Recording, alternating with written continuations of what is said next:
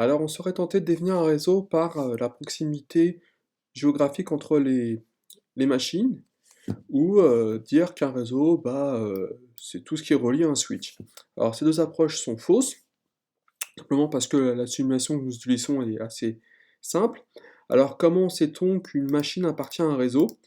Eh bien, il va falloir travailler avec son adresse IP et son masque.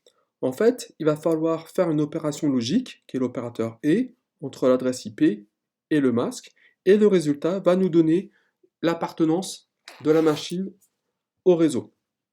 Alors, rapidement, l'adresse IP, ici c'est IPv4, donc 4 octets en notation décimale.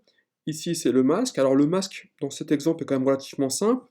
Ce qu'il faut savoir lorsque vous avez un masque, c'est que lorsque vous avez 255, l'octet correspondant en face, eh bien, il fait partie intégrante de l'adresse du réseau. Donc on peut déjà le conserver. Et par contre, lorsque vous avez un 0, eh bien, l'octet correspondant en face, il sera mis à 0.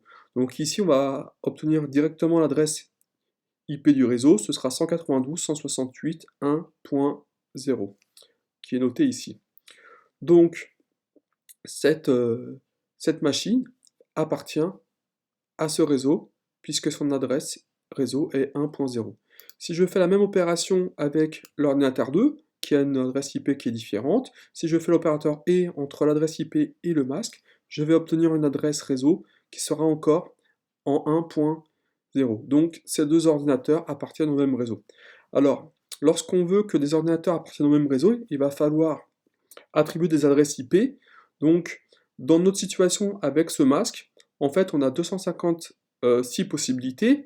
Il y en a deux qui seront toujours exclues. La première, c'est lorsque l'adresse IP elle commence à 0. C'est l'adresse réseau qui est utilisée exclusivement pour l'adresse IP du réseau. Et on a l'adresse broadcast, l'adresse de diffusion, qui est ici en 1.255.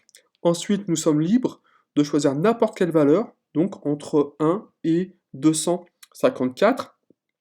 Alors généralement, on commence à 1 et puis on va remplir au fur et à mesure euh, les, les adresses. Mais on aurait pu très bien commencer à 10, voire à 253.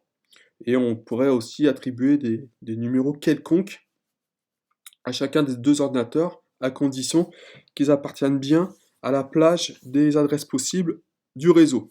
Alors ici, j'ai préféré commencer par 1 et le suivant 2. On fait la même chose avec les deux réseaux suivants. Ici, c'est le réseau 3, donc 3.1, 3.2, 2.1, 2.2. Concernant les noms, alors les noms, c'est juste une commodité pour nous, hein, pour savoir de qui parle-t-on. Et vous avez même ici une option, c'est simplement d'utiliser le nom des adresses comme étant le nom de l'ordinateur qui apparaît ici. Pour nous, c'est plus simple de parler de M1, M2, M3, M4, M5, M6, donc là on les a numérotés dans l'ordre croissant.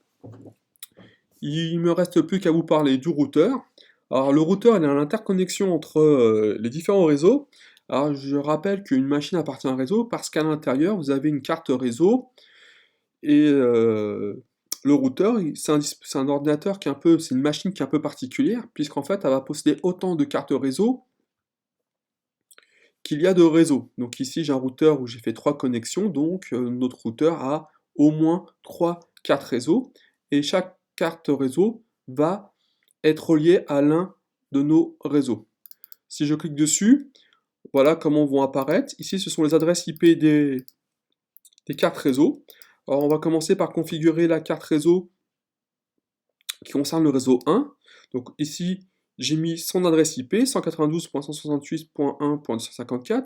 Si je fais l'opération logique entre les deux, je retrouve bien le même résultat, 192.168.1.0, pour dire que cette carte réseau qui est intégrée dans le routeur appartient bien au réseau 1.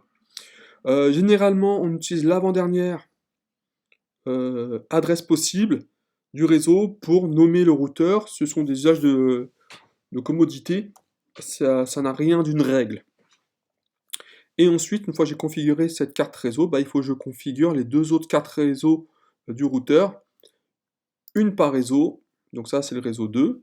Alors remarquez que le câble correspondant devient vert, c'est une indication pour vous dire de quel réseau on parle, et là, le 3. Donc faites attention, parfois il arrive que, qu'on le nomme les adresses un peu dans le désordre et donc finalement, on pense avoir bien, adressé, les adresses IP, mais pas au bon réseau.